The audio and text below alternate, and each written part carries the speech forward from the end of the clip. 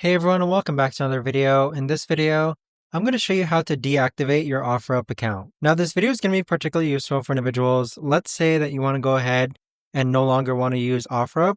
How do you actually go ahead and deactivate your OfferUp account? Now this video is going to be short, sweet, and simple, guys. There's not going to be a lot of steps involved.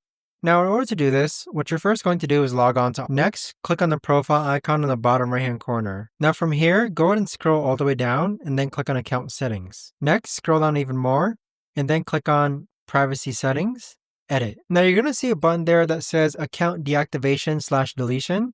Go ahead and choose that option if you want to go ahead and deactivate or delete your account, but make sure that this is something that you do want to do because this is not reversible.